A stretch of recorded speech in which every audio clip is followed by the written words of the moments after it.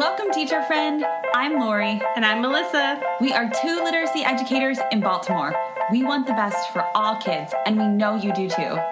Our district recently adopted a new literacy curriculum, which meant a lot of change for everyone. Lori and I can't wait to keep learning about literacy with you today. Hi, everyone. Welcome to Melissa and Lori Love Literacy podcast. We are very excited for today's guests. We have two very special and smart guests. They co-wrote an incredible report, a wonderful report called The Elements, Transforming Teaching Through Curriculum-Based Professional Learning. It was published in November of 2020, and Melissa and I have been chomping at the bit to talk with them ever since we read the report. Melissa, how you doing? Yeah, I'm doing great today. I'm so excited just because, we so often talk about high quality instructional materials and how important they are. And we've just started dipping our toe in there has to be other things that go along with those materials. It can't just be the materials themselves. So I'm really excited to talk about deeply about some, what does professional learning for teachers need to look like alongside of them? Mm-hmm. Yep. So I'm going to share a little bit to just frame this podcast today, a very small excerpt from the Elements. Jim and Stephanie will tell us more, but I'm going to read just a small bit. It says, curriculum has a direct impact on student engagement and learning. The instructional materials that teachers use with their students can dramatically accelerate or hamper learning. Perhaps less obvious, yet even more important, is that the way in which teachers use curriculum matters too. This presents a unique opportunity to enhance the efforts of hardworking teachers, provide them with strong, high-quality, standards-aligned curriculum, and make sure they know how to take advantage of everything it has to offer. The question is, how? And so our guests today are going to help us. They're going to totally tell us how. Tell us how. So Jim and Stephanie, welcome to the podcast. How are you? Welcome. Good. Glad to be here. Yeah, thanks for inviting us. It's exciting. Yeah. Would you take a moment and introduce yourselves? Sure. My name's Jim Short. I've been working in education for over 30 years. Started out my career as a science teacher, teaching middle school and high school science, and did that for about 10 years. And then for another big chunk of years working outside the classroom, had a variety of jobs that still worked in science education. Worked for a charter management organization, worked for a nonprofit that did a lot of work with districts around the country around curriculum implementation. Worked in a large urban public school system as the science director, and got very humble about how hard curriculum implementation is when it's your day job every day. And then went to a natural history museum in New York City and got to use the resources of a large research-based institution to help teachers in New York City do better science. But for the last 5 years, I've been at the Carnegie Corporation of New York, which is the country's oldest foundation. It's the one that Andrew Carnegie set up in 1911. And so I make grants in education, not just in science, but in implementing literacy and math and science instructional materials around the country. Thank you. That's quite a varied assortment of things going on in your career there. I love it. It in some ways, the first chunk of the career informed the most recent part of the career. A lot of this work we're doing now goes back to when I started as a teacher and what I learned working with teachers, and now kind of on the philanthropy side, I'm not doing the work, but I'm trying to help others do the work. And I think it's important that you used to do some of the work yourself, so you kind of understand what some of the challenges are that people face. Absolutely. Yeah. Gives you some street cred too, right? Yep. Exactly right. Stephanie, we'd like to welcome you as well. Welcome, and tell us a little bit about yourself. Thank you. Glad to be here. So I have a more boring past than Jim. But at the time when I entered the profession, I entered as a secondary social studies teacher. So I spent some years in the classroom. Then I moved up to the district office. And during my time in the district office, I had a number of different responsibilities. And one of those was actually being the first director of staff development the district ever had.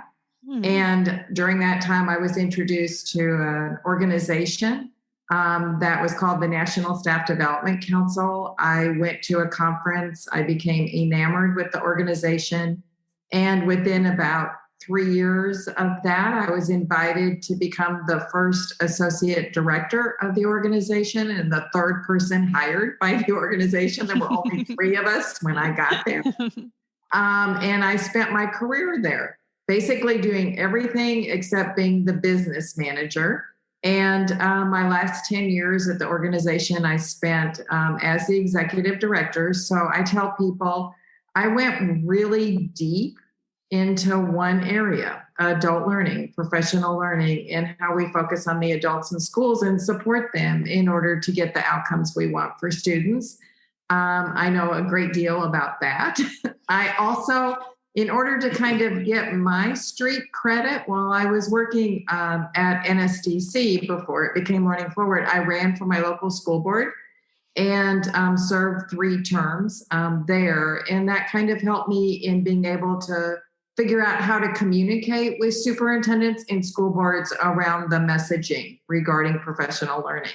Since leaving Learning Forward, I've had the pleasure of being able to kind of pick and choose the work that I want to do and to focus in on areas where I have my greatest passion, and organizations that are mission driven and individuals who are smart and challenging and care about things that I care about. And that's why I feel really fortunate that I've had the last couple of years to work with Jim collaborate with Jim on this important work. That's not boring at all. I've told this to Stephanie before, many years ago before she was executive director. I remember going to a Learning Forward Summer Institute and watching this amazing facilitator lead us through a multi-day session going, she is so smart. And when I came to the foundation, I was kind of surprised. Learning Forward wasn't a grantee. And so we met, and it turned out we had a lot of folks, colleagues that we had in common. And so very quickly got to know each other. And I've just been so pleased to be able to work with Stephanie and keep her busy since she's retired. Keeping her out of trouble, doing some other stuff. Yeah, keep her from traveling, and nobody wants to do that when they retire. Don't relax, Stephanie. Don't relax. So yeah, you can see the passion that you both have for professional learning, and why the elements may have come to be. But I'm wondering if you could talk a little bit about like how did it happen? Like how did you all come together to write this report? Well, I'll start by saying when I started teaching, I was very fortunate that I started in a job with another biology teacher who had just selected. I had just come out of my master's program, and so I was just my first full-time teaching job, and I was going to be working with this other biology teacher, and he said, I've picked this book to use next year. And I said, well, what is it? And he goes, well, it's called BSCS Biology, a Green Version, an ecological approach. Well, it was one of the curriculums that we studied in my education program. And so I knew about it. It was a very well-designed, inquiry-based sort of approach to science that had been around for a while. And not only that, but the school sent us to a week-long workshop where we got to meet with one of the authors of the book, spend a week together doing activities from the program. Actually, as a new teacher, even planning what the first semester was going to look like with an experienced teacher, as well as getting introduction to this book. And so I started teaching with what now we would call high quality instructional materials. Mm-hmm. It wasn't a traditional textbook. It was a set of instructional materials that not just helped me with what I needed to teach, but gave me a lot of support for how to teach. And when you're a science teacher and trying to do a more inquiry-based way, it's hard to kind of, figure out how to make it feel like it's coming from the kids' questions and what they're interested in doing, and having the right kind of activities or prompts or things to kind of get kids, to surface kind of maybe misconceptions they had, and then have really good ideas to learn how to teach them. So when people ask me how I learned to teach, I always say, well, I got a degree in biology when I was an undergrad. And so I learned a lot of content, and I got a master's degree and learned something about like how to manage a classroom and teach. But if you ask me how to teach biology, it was using those high quality instructional materials. And for the whole 10 years, I was very fortunate to continue to use BSCS materials. And so a lot of the work that I did subsequently after that in professional learning still had a curriculum focus. But I think one of the things that we struggle with, I think, as a field is when we talk about professional learning around curriculum, we tend to start talking about training sessions. And we even talk about training teachers up and doing a curriculum training. And, if I want to learn something about how to make my cell phone work better or do something on the computer, a training is fine. But curriculum needs to go deeper than that, because it's going to need to be adapted or changed or modified to meet the needs of all your students. And you want to do that in a way that honors the integrity of what the curriculum was designed to do. And you can't do that if you've only been trained in do it this way. You have to have a deeper understanding of the materials. And so I think that's one of the things that spurred us in thinking about, well, as the country is getting more into using high quality curriculum and that's a means to implement the new college and career ready standards. How do we actually help teachers learn to use these materials in ways that it doesn't turn into looking like something that the developer never had in mind, just cobbling a bunch of resources together. And so we think a lot of it's how the teachers are honored and given the opportunity to be learners. When I was ending my tenure at Learning Forward, I wrote kind of my final observations, and I left with kind of my remarks on what do I think I've learned and what do I think has the greatest potential for impact in the field. And it was all about what's going to accelerate our success toward equity and excellence. And one of the things I highlighted in the remarks was the importance of all teachers having access to high quality instructional materials. And I was able to document the evidence that exists that was undeniably so important. And I was so disappointed regarding the statistics about how many teachers actually had access to those materials. Okay. And then we looked at how many teachers have access to high quality professional learning to support implementation of those materials, because they're asking them to do things that they've never been asked to do before in their classroom. And there was a dearth of research to actually validate the impact of the professional learning. There were some leading studies, but not enough. And the majority of what we read in preparation for this report didn't even go into any detail about how the professional learning to support that implementation looked any different. And so we felt this, I think, compelling obligation to let people understand, unpack, what do we mean by curriculum-based professional learning? What does it look like? How is it different? And then challenge them to study it as well and begin to engage in actually following what the research says. I'm wondering, do you recall this exact statistics? Because I feel like I've read statistics recently, and it says 15% of those who use high quality instructional materials are engaging in the professional learning that is needed to implement them. I don't know if you recall the exact. I'm asking a lot because that's probably a lot. Well, we know that only about 30%, I think, of schools around the country or districts have even picked a high quality curriculum that's shown to be aligned well with the standards. And so right there, that kind of says, why is it still so low? I mean, the standards are challenging. Teachers have a lot on their plate.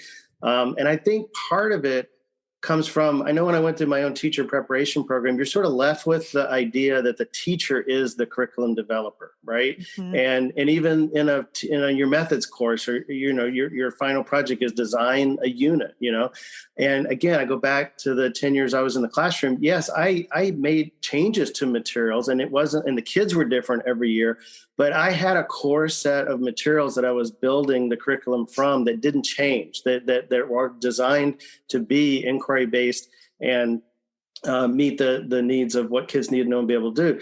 And so I think when we think of a teacher not as the curriculum designer, but the curriculum implementer, more like a learning engineer. How do I take things that the field has produced that are high quality, and then I have the skills and knowledge and expertise to figure out how to make these work with a broad range of kids? And so it still takes a lot of a work from the teacher. It's not following a script. It's not a recipe for just go and read this and, and kids will automatically learn. But, in other professions, you go to a doctor, you expect them to have tools and techniques and tests and things to figure out what's wrong with you and then treat you. And I think a teacher needs the same kind of high quality, state of the art kinds of tools. And curriculum and high quality instructional materials are one of them. I can't give you the exact statistic, but I will say that regularly when we ask teachers what they need most in order to be successful in classrooms, time to collaborate and learn with colleagues is always among the top things. And so they want that time to plan lessons, to refine lessons, to look at student work, and to be able to be better prepared to meet the needs of their students. And in curriculum-based professional learning, when they say plan lessons, we're not talking about planning lessons from scratch. We're talking about working with your colleagues and examining deeply and the lessons that are ahead of you, the materials that are ahead of you, and thinking, as Jim said, in how it will meet the needs of your students and where you might have to scaffold in order to help them be able to achieve the outcomes. A big part of this also, which it's wonderful to hear teachers say how they were hesitant to do this, but then they discovered how valuable it was, is the opportunity to rehearse lessons with your colleagues, to be able to and your colleagues the opportunity to experience them, give you feedback, and feel better prepared to go, especially when you're using something that's new to you, be better prepared to go in and work with your students in that way. Yeah, that's really helpful, Stephanie. Thank you. And thank you, Jim, for that statistic as well. Stephanie, I will affirm. So we are planning a podcast with a wonderful third grade Wit and Wisdom teacher. And I had asked her a couple reflection questions in order to prepare. And her number one response, I said, what was the most impactful time to help you implement, the new curriculum? And she said, our principal gave us third grade teachers a whole day to sit together, collaborate. And she said that hands down was the number one thing that was the most impactful to her time, just having the time to talk with her colleagues, to go through the materials. And they did that. They did some practicing. And so when you said that, it made me think of my recent conversation with her. Yeah. And when we begin to unpack the elements, when we go through it and talk about it a little bit more, we're even more specific and deliberate in suggesting how they use that time, because time is such a precious commodity, and we know what works best in supporting high quality implementation of the materials.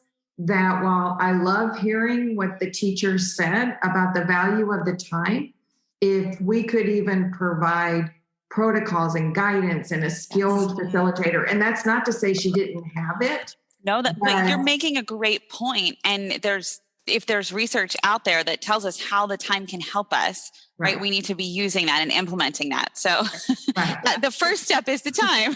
The second step is using it wisely, right? Right. Because teachers' time is precious. Absolutely. I think we have to remember it's professional learning, and this is an individual, learn on your own. Most learning requires some facilitation. And then that facilitation needs a design. It needs to have a plan. And so when teachers come together, there's a plan for how they're going to use their time. There's someone there helping facilitate the time. It's not somebody telling them what to do. I mean, teachers, learning, you got to do the work, you got to do the thinking. But it doesn't mean that somebody isn't there helping facilitate those conversations and the thinking to help bring out all the stuff that you need to talk about. Yeah. So speaking of design, I wanted to jump into the actual elements. Wait, Melissa, did Jim tell his story yet? Because if not, we have to tell the story. His Jim, science. did you tell it? Oh, about the design of the look of the elements? No. Why we're investing in this work? Did you? I know you told a little bit. Did you do the full story that you wanted to share? Yes. Yes. Yes. Okay. Stephanie's answering for you. She's like, yeah, he did. Okay. I just wanted to make sure because we can frame it now. I wanted to make sure you got your whole story out because I know we're going to talk about it a little bit more and refer back to it. So I just wanted to make sure. Yeah. Sure. Oh, It's Yeah. fair. Making sure his science story was there because the elements, it looks like a periodic table. And Lori and I both were so curious when we first saw it. Like, how did you guys come to that design of? It's really, it makes it interesting to look at it. It puts it in, like, it organizes it well. So I just thought it was really interesting and would love to know how you all got there. Well, I think we'd like to take all the credit, but we can't take all the credit. But I have to say, as a former science teacher, when the graphic designer we were working with presented it as one of the options, I was real excited because I thought, well, how cool! Think the periodic table of elements is what are the things that make up all matter in the world. So why not think about what are the elements that make up all good curriculum-based professional learning, and then you put those elements in different combinations to order to get the kind of impact you want to have, just like the different combinations of matter come together to make up all the things that we know. So it was kind of, he presented about 3 or 4 different looks, and fortunately this one was not just the one that I liked, but Stephanie liked it, and so did the rest of our production team that was working on it. So we were excited.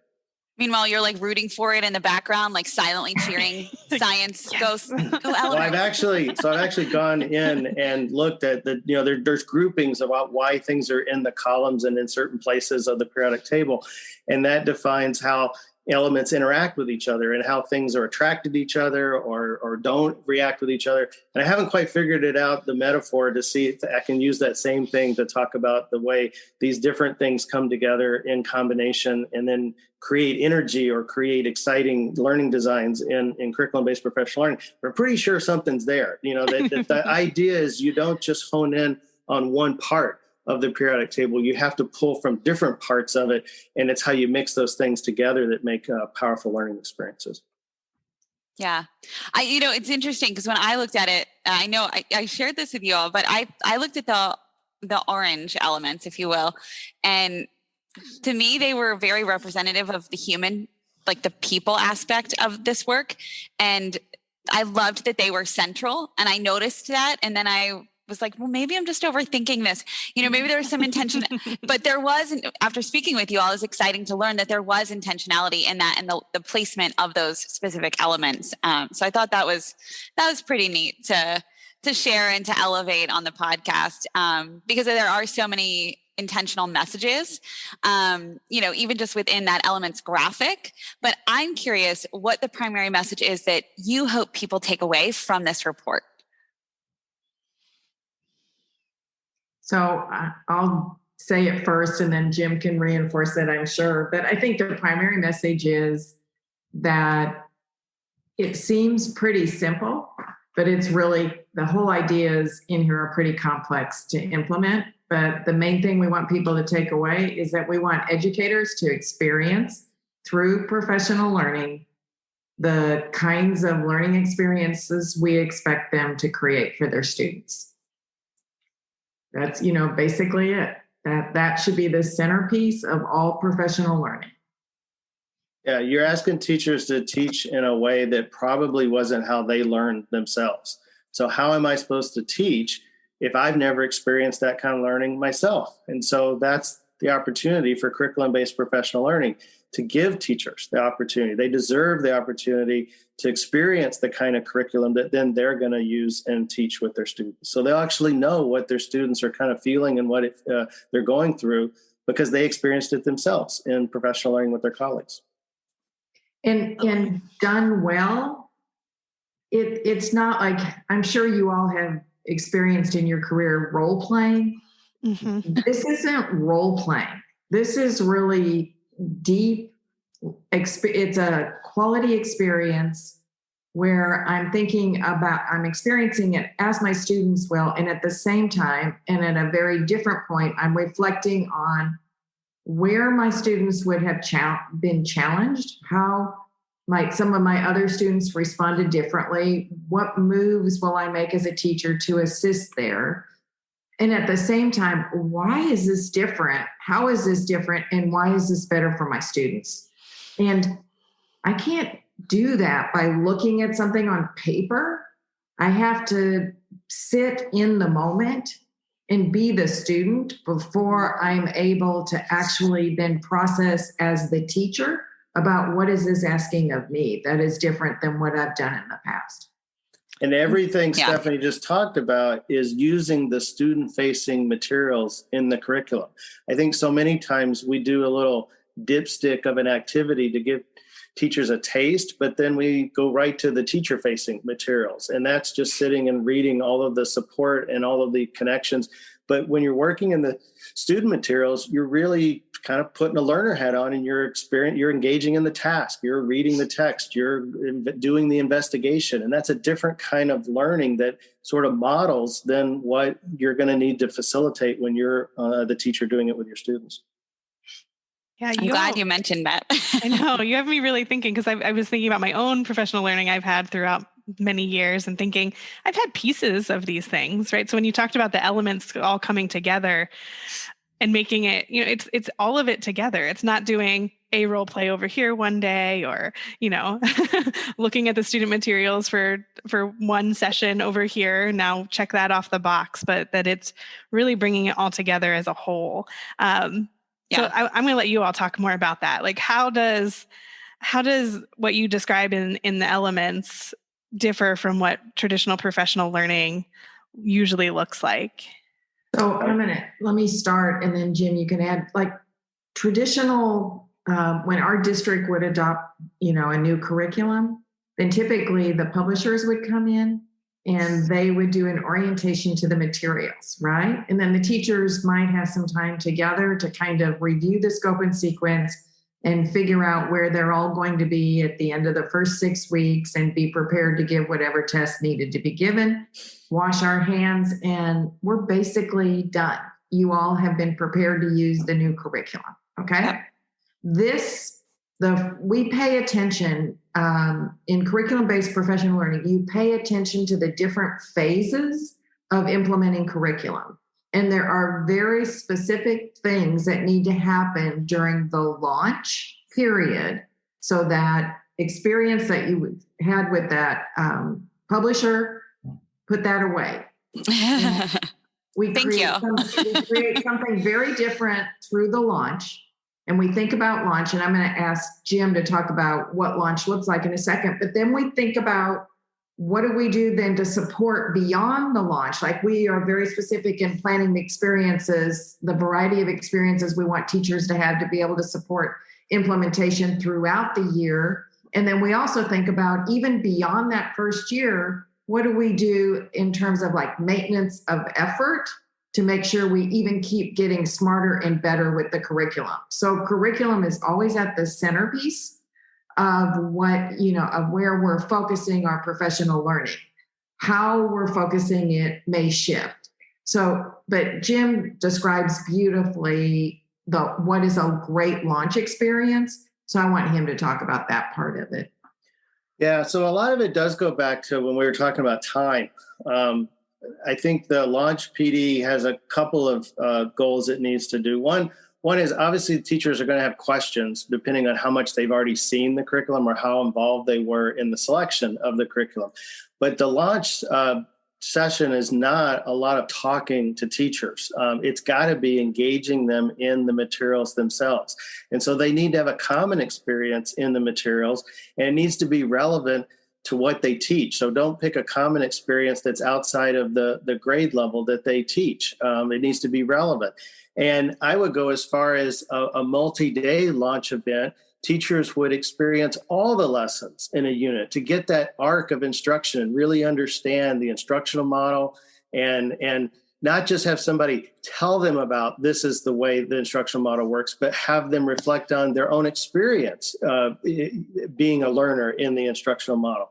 And that may mean that some things get pushed off to the side. Like there may be things, other components like assessment or going deeper into differentiation or other elements that you'll come back to in a follow-up PD, but you need to make that launch PD manageable and answer teachers' questions, have that deep experience as a learner in the curriculum, and then make sure you've given them some time to do some planning together before they leave, so that there's an idea of like, what am I going to do now that it's over? But we wrote this as a challenge paper at the corporation because the challenge is districts need to think beyond the launch and actually think of professional learning across the school year.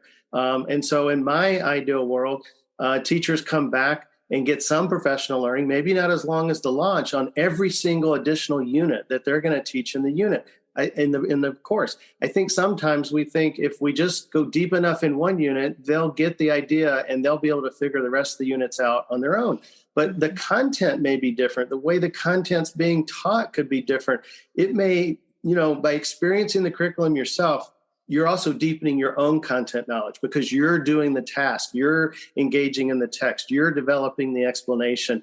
And that's going to make it not only better because you've experienced the learning when you do it with kids, but you're going to have a deeper understanding of what the content is. And a lot of times the standards bring up both.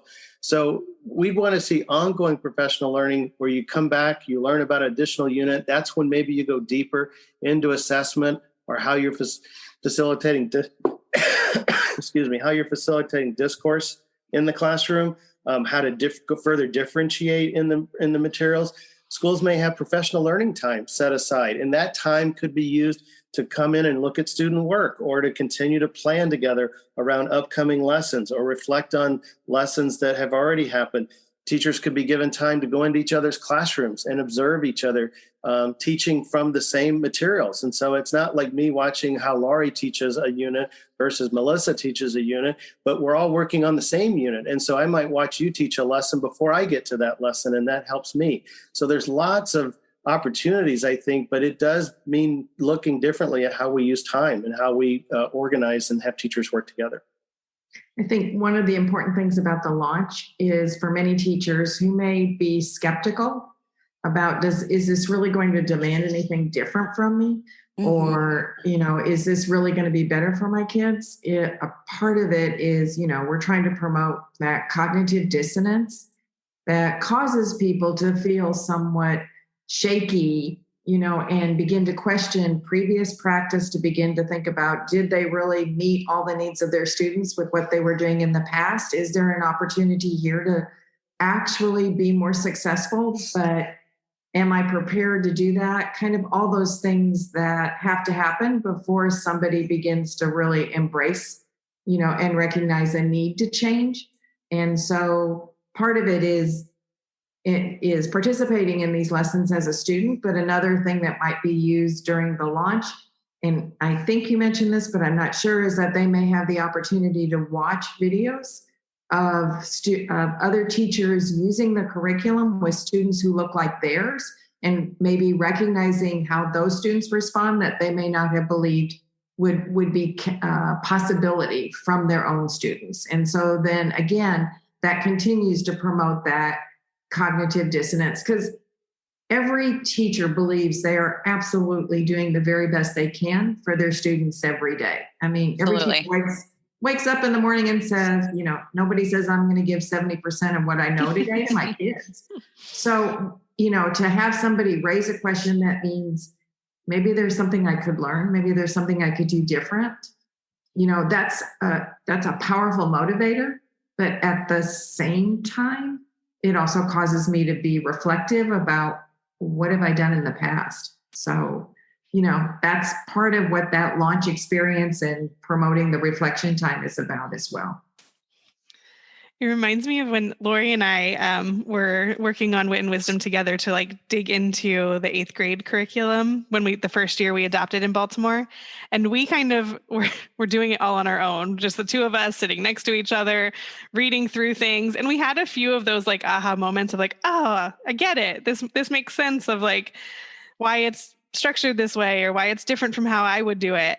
But I'm just I was thinking when you guys were talking of wouldn't it have been so powerful, Lori, if we got to experience those lessons ourselves or see someone else teaching it versus us reading through on our own, trying to figure it out? I know. And I do feel like we did do some professional learning, but as you were sharing, Stephanie, I was thinking what hinders because a week long like focus would have been amazing, right? Where we could just, and we had that time, I think. Like, I wonder if it's about like putting your stake in the ground as a leader, as I'm just wondering now, like what kept us in our district from that time? Because we were 12-month employees. I don't, like we could have done that.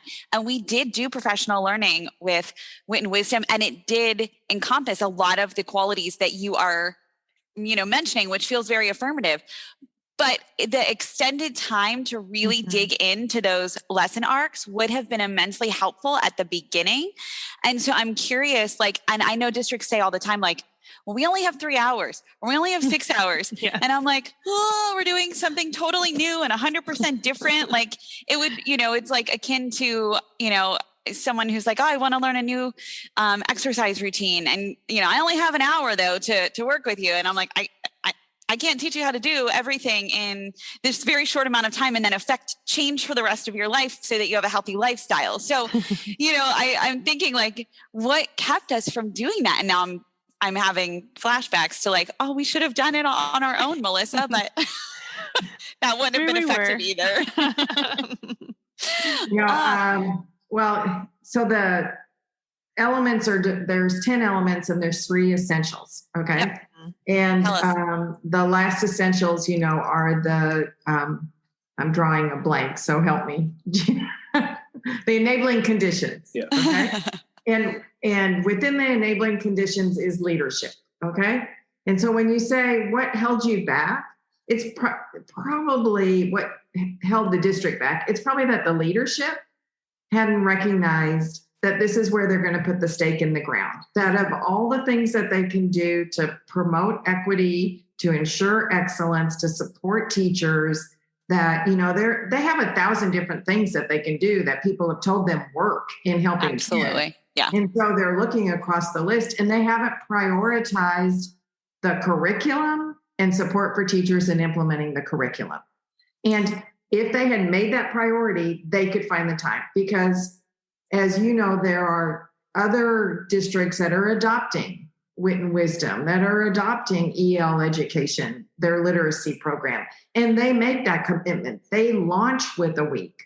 So when I think it's enlightened leaders make it a priority and they make sure that it's done right. And I also think there are few leaders that really understand this at a deep level, so that they understand how important it is to put the time and effort into implementing what we're saying with pure fidelity. Mm-hmm. So I have a quick story. Please. So I was having lunch with somebody yesterday that I worked with in the past, okay? And she's plays a role in a school district that I've supported in the past as well. And so I asked her if she had shared the report. And she shared the report, and the answer she got back was, oh, yeah, we've done it. We do that. And I thought... That's what I was just thinking. and I thought, I bet they checked the boxes. And I go, okay, I want you to go back, and you all can probably help me think about this as well. I want you to go back and ask 3 questions. Like, A, what is the curriculum that they're supporting implementation? Okay, because I'm not even sure the district has high quality instructional materials. So what are you doing it for? Okay, and then B, how much time are they actually allocating to it? Because that kind of tells me the degree to which they're really invested. And then the third thing is, see if you can get like Jim mentioned before, the professional learning curriculum that is supporting the implementation of the materials. And then come back and talk to me, and we'll see if they really are doing that. I said, I'm reporting on these great stories for Carnegie about districts that get this right. And so this will help me know if this is a district that's getting it right. Mm-hmm. So those were, we'll see. I just think people think they want to check the boxes. Oh, we know what that is. We've done it. Yeah. That's a good point. I feel like, I'm thinking there was a lot of the professional learning that you're mentioning for teachers. We had, institutes like 3 days, 3 day, 4 days. But what I think I'm grappling with is how many district leaders also went to those sessions, and then also how district leaders, like, so principal, I mean everybody in the term leaders, used the time at the school level to also initiate and continue to affect the change that began in that professional learning, because it's very like what you all talked about earlier about the phases of the curriculum implementation, right? That launch is really a year-long phase, and launch may repeat for a new teacher every year. It should repeat every year, and as others continue down the cycle. And what's the plan to help teachers? I think and this is my opinion, and I'm kind of asking you all if it's accurate or not. I feel like the bigger the district, the harder this is to affect, because it's just, there's more. But I'm thinking of a podcast that we did recently with a school leader from Louisiana who just had one school to affect change in, and he was like, I didn't get a lot of the pushback. I laser focused on curriculum, and that was our initiative. But everything he said surrounding that was very similar to what you're all sharing, as well as he was all in and modeling those practices. And so it was, I don't want to say easy, because it's never easy to affect change, but it was easier for him to affect change in that one school building versus, 150 schools across a massive district. So is that like an accurate way to think about it? I also think it depends on the person too, but that's probably another conversation. Well, yeah, you're talking about the system. And when the system is a school, that's not as complex as when it's a whole bunch of schools making up a system and spread out over a larger geographic area. I mean, in a lot of ways, Stephanie brought up the essentials, and we were talking about leadership, but what you're also talking about are actually the other two essentials, and that is resources and coherence. Mm-hmm. So as you've said, districts spend a lot of time and money on professional learning, but how is it being used to help support the use of a curriculum?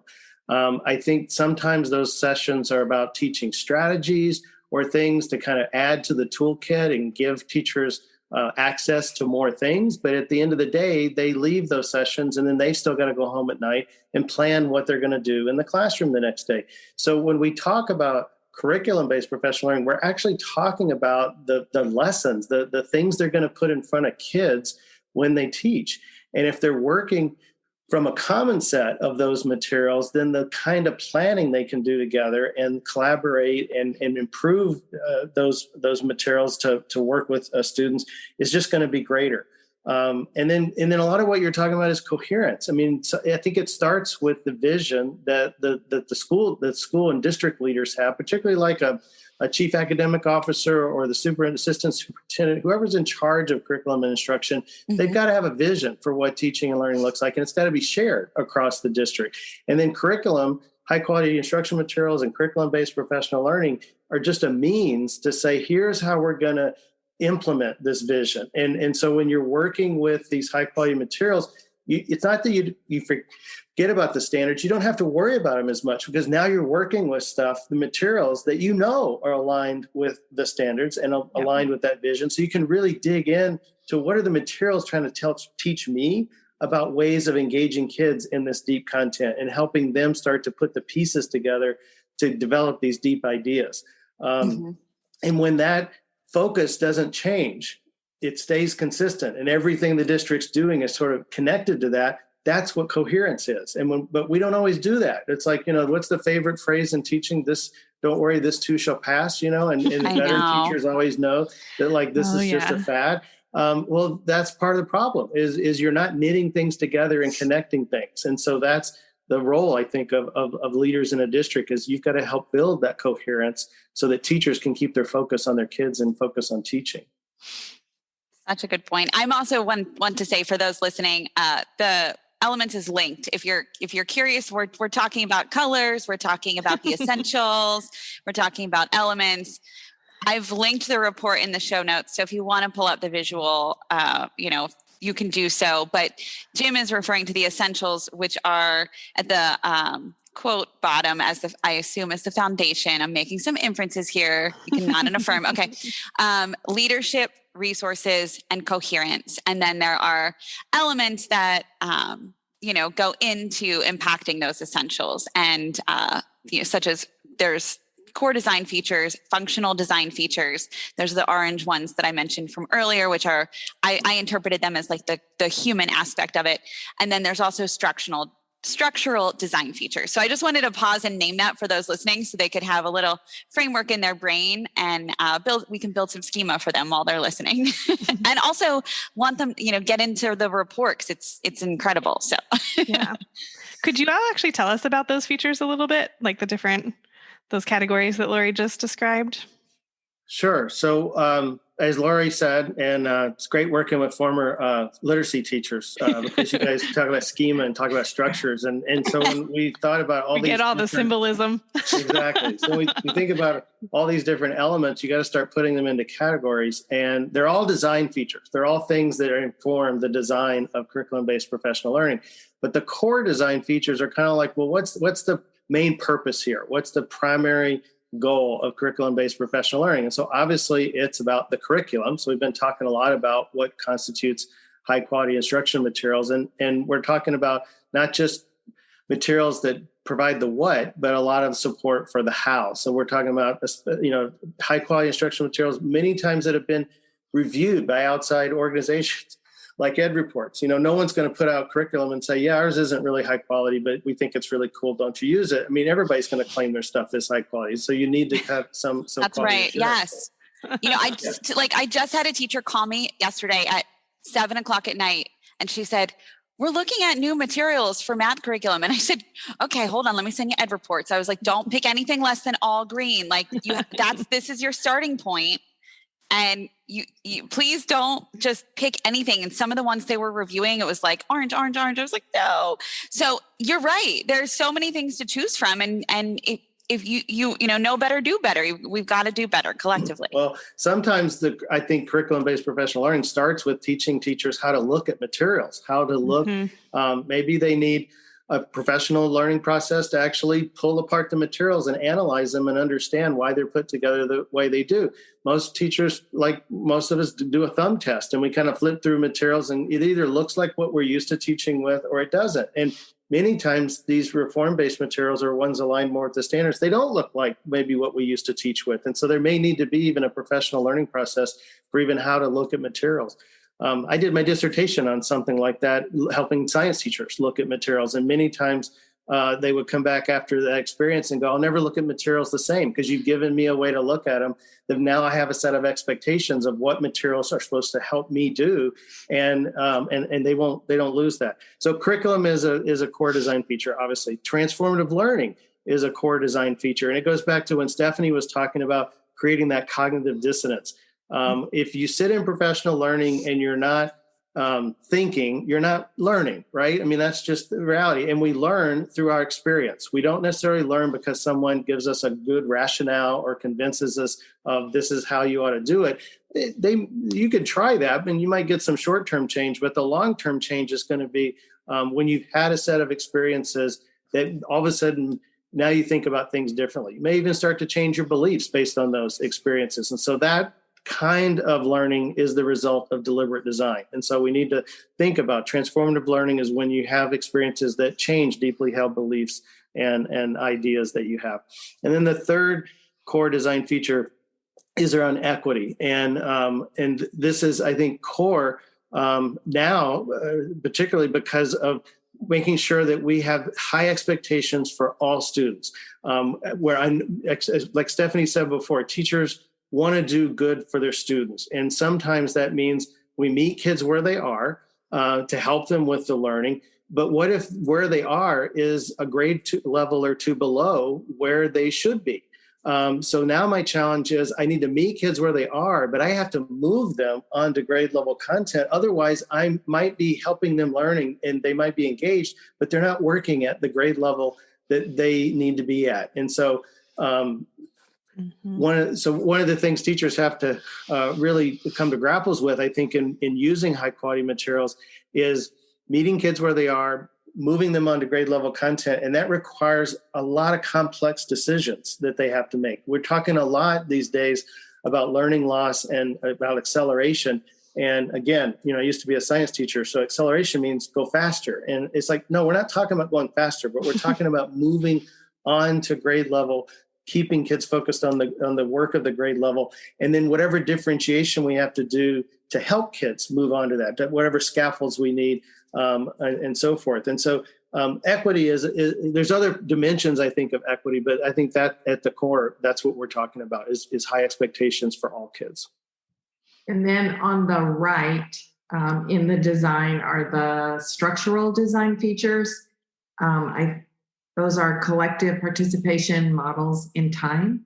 And they basically describe the settings for learning. Like there are occasions when people will need to learn individually, and it could be, there are reasons for model teaching and coaching.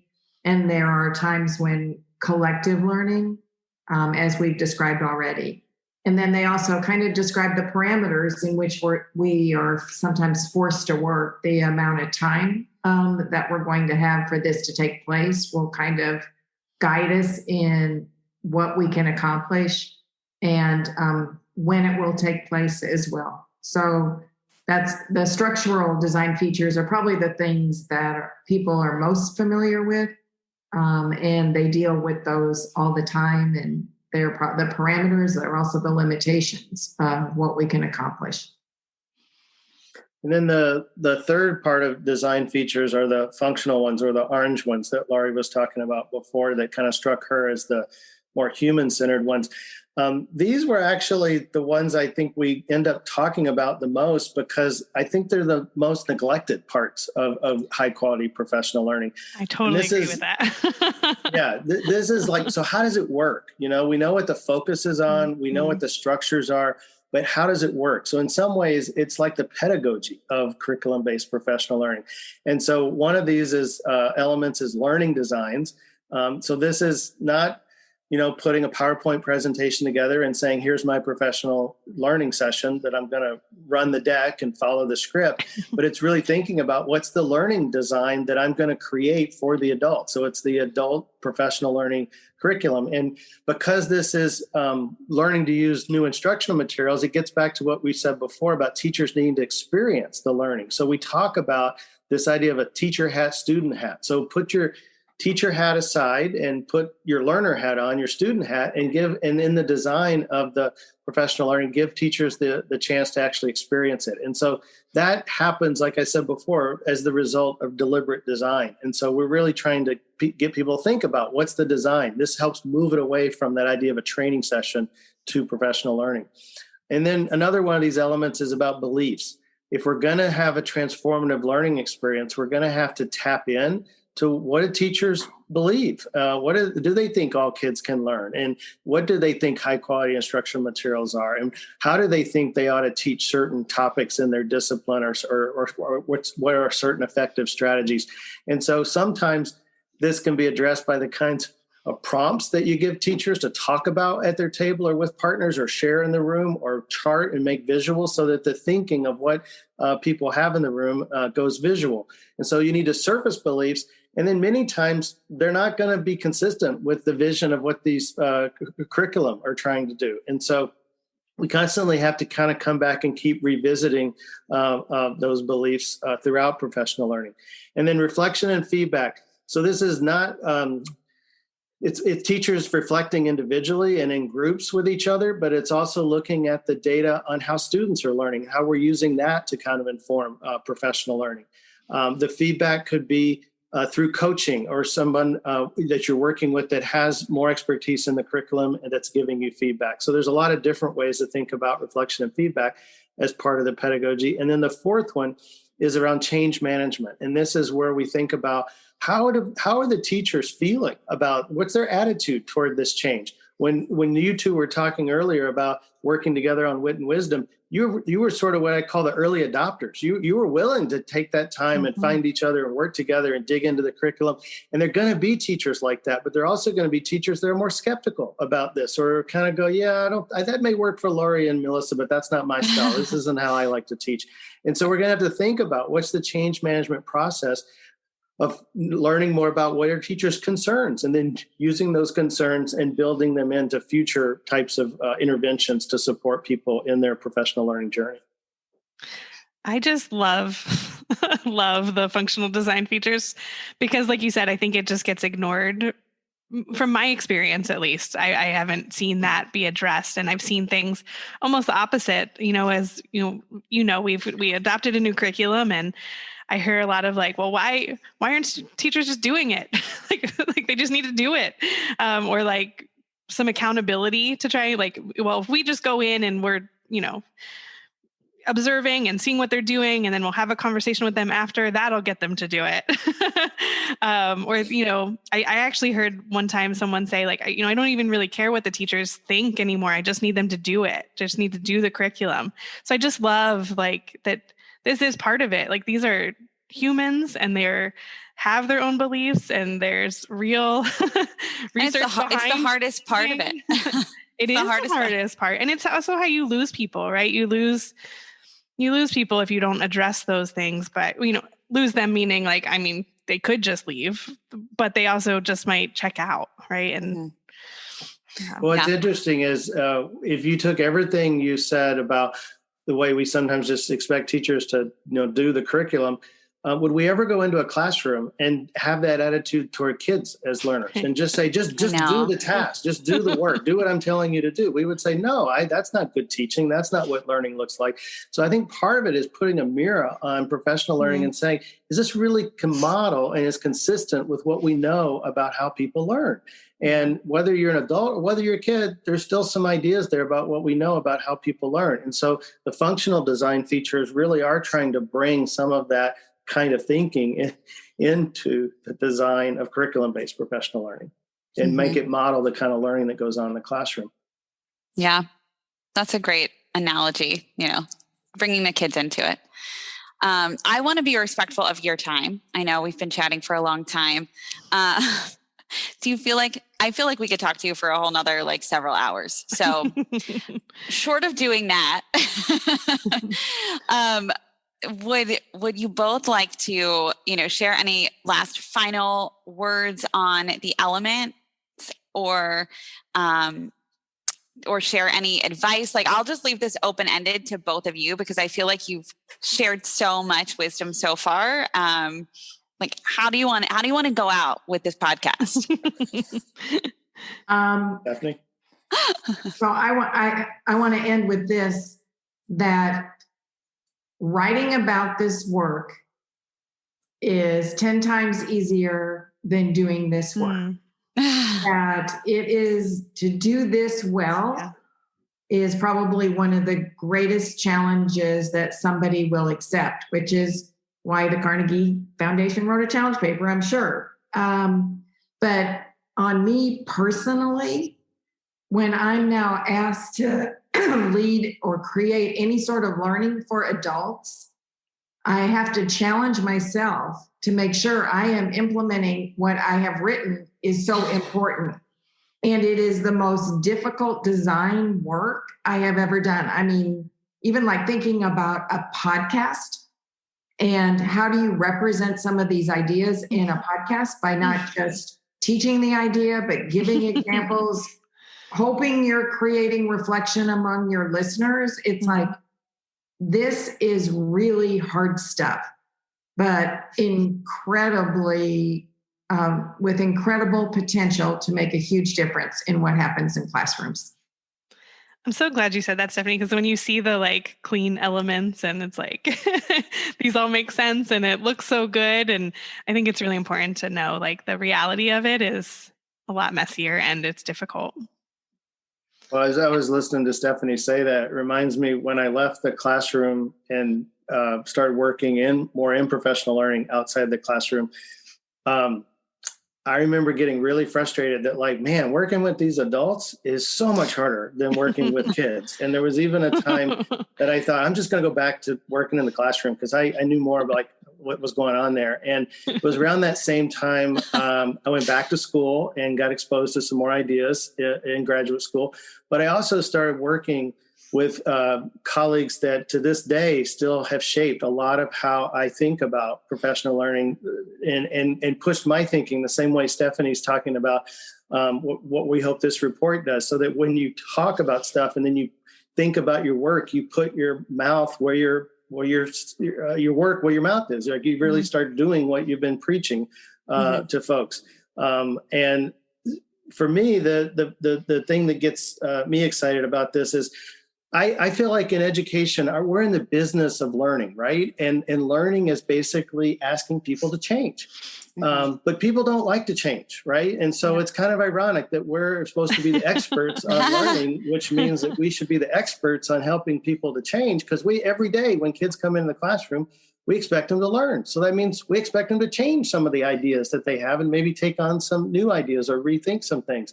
But when we turn to working with adults, we don't apply that same knowledge we have about learning. And I think when we do, I know when we do, because I've seen it, it changes the way teachers think about their work. It makes them excited about being a teacher. It rejuvenates a veteran teacher, a young teacher. They see the potential and the future of like what they could really do to impact kids. And so I thought about the time when I was in the classroom, if I had to, we didn't have the internet back then. So nowadays people go and, they look up stuff. We have a question, we go to the Google, and we look for the answer. I just think we need better tools and resources, which are what high quality instructional materials are. And then we really have to challenge the professional learning providers, the facilitators of professional learning, to say, you've got to model the same kind of learning that we want to see in the classroom. That's what powerful professional learning looks like. I think one of the greatest compliments people can give after a session, like, oh, that was such a good meeting. Well, it's because we didn't design it as a meeting. We designed it as a learning session. And you learned something. And that's why you thought it was good, right? It wasn't just a good use of your time. It was what you walked away with, what you now can do that you couldn't do before. So it's about learning. That's what it's about. Absolutely. Yeah. Well, there's so much. I have a million more questions for you all, but I know we have to cut it. We're strain ourselves at some point. But we're so grateful. It's funny because Melissa and I were like both a little bit nervous. I'm like, I hope that we can hang with how smart you both are. So we are super grateful to have the opportunity to have talked with both of you, and just that you've given us, at this point, a couple hours of your time, and our listeners are just going to appreciate this so much. Melissa, I think we hit like 50K downloads. Did, yeah. Yeah. So, and we are over 50 episodes. So we've got a nice listener base, and we're just really thrilled that they get to hear your voices and read the elements after this, if they haven't already, or maybe take a second look. Right. Not just check the boxes off. Don't just check them. I love it. Well, thank you so much, and have a wonderful, wonderful rest of your days. Thank you. Bye. Bye.